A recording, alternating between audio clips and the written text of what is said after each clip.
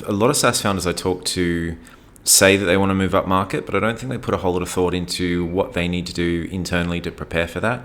So did you have a sales team in place, or were you talking to these larger customers, or was it completely product led and they were just signing up organically? And then what did you have in place when that started happening, and have you changed that? Have you started hiring a sales team? What does that look like? At the time that we started seeing this, nothing in place at all. It was just like, someone on the development team being like, oh geez, like, hey, check these guys out. Like, we're getting a lot of whatever, like server requests, or these guys are hitting our API or a lot. And it's like, you go look and it's like, oh geez, these guys are big. They're going quickly. Dig a bit. And it's like, oh, okay, these guys have raised 100 million in venture capital or whatever. Right. So just naturally you'd see some of that. Before I took over, our, I guess, approach or stance around product demos was sort of begrudgingly. We will do product demos for people, but it was like, answer this questionnaire first and, kind of qualifying a bit more. But when I took over, I wanted to educate myself and then just open the floodgates to help, talk to as many people as possible. So it was very proactive about soliciting people for demos. So, but that was a full spectrum. So there'd be people who were, brand new, didn't even have any revenue, they were small, and then some of the big people would come through that. So I was talking to a lot of these people. Our customer success manager is also now talking to actually more people than I do, because he's in the US and I'm in Europe. So he's time zone overlapping with people. But we are now also starting to try and put the pieces together about being more proactive about this. So not just inbound looking to, okay, how can we actually go and try, and the analogy I would maybe use is like go from rabbit trapping to whale hunting, or, whatever your analogy you want to use. And in that rabbit trap, occasionally a whale somehow fits and falls in there. This is where the analogy starts breaking down. It starts falling apart. Yeah, exactly. But trying to be proactive, because, and I think this is something for people to think about, is like, can you through an outbound sales motion, can you replicate your top 10, 20, 30, 50, 100 customers? And that's something that we want to do, because in our category, I think I would wager in the affiliate tracking category that activation rates are probably lower than average, because let's say your Webflow, your customer does not need to have any revenue or really an operational business yet for them to activate. I could set up a Webflow site and create a beautiful website for my business that is purely aspirational, and it could be there for a year or two and never generate any revenue. And that customer activated even though they were never a real business. For an affiliate tracking tool, that's not really possible. I can fully onboard and set up all my campaigns and do everything. But if I never actually sell anything, and I never finish my product, right? You can have people that like never actually finish a product, but they set up a Webflow website, right?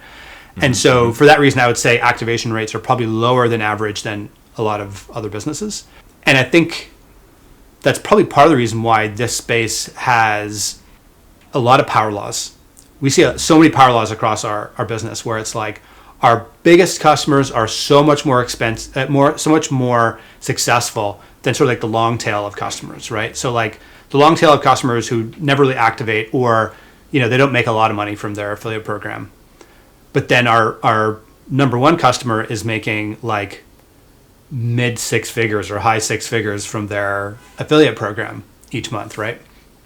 And depending on what your pricing model will allow, it means those larger customers are worth a lot more money to like actively go after them, if you've got what's in place to be able to service them, right? So like there's features they need, there's sophistication in terms of compliance and privacy protection, et cetera.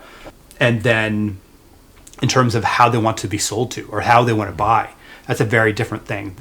You might think, oh, everyone wants just to self-onboard and product-led growth. And it's like, well, a lot of businesses don't. Like they don't want to buy a tool like that. And particularly if it's something where there's sensitive issues around security and data protection and so forth. They want to talk to somebody. They want to ask some questions. They want to know if there's a problem that I can get on a call with someone and see their face. And so, yeah, there's a lot of different things that you need to to take into consideration. And I would say on like the pricing structure thing, that was something that we didn't have in place. Like didn't really have any tiers in terms of higher price tiers, and the limited tiers we didn't enforce. So if someone we had somebody who was making like 100 or 200 grand a month from their affiliate program, and they're paying us $79 a month, right? Just on that, is there a temptation, like you don't want to lose them, so you don't want to go back to them and say, hey, listen, you got to pay us like way more money? Is that, or you're sitting there thinking like, we are creating so much value and we're not capturing anywhere near enough of that? We should. No, I think the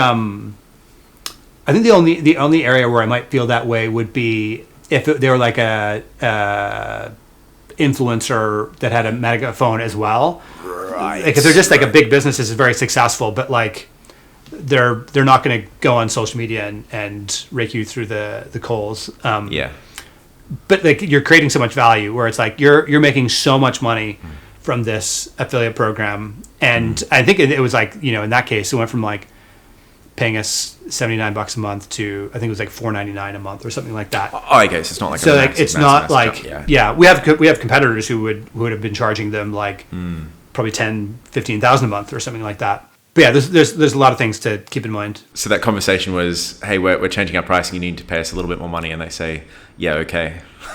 And that was it. That was the extent of it. That's basically it. Yeah, and the other thing too is I think like if you don't charge very much, someone who's like a larger organization, they'll look at your pricing and be like, oh, you're not for us. Like if it's like, oh, your most expensive thing is $99 a month or whatever, and we're getting all this, it's like, oh, okay, you're not for us. And the reality is they're probably right. Like if you can't extract more value from that kind of customer, then it's like, yeah, you're probably not sophisticated. Like you probably aren't GDPR compliant. You probably don't have these different security things in place, or you probably can't support us if we have questions. I mean, you probably will because you'll be the biggest customer by a long shot. But for $99 a month, how much more support can you expect? And so I think there's a lot of these kind of signaling things with higher pricing that is probably a bit counterintuitive, and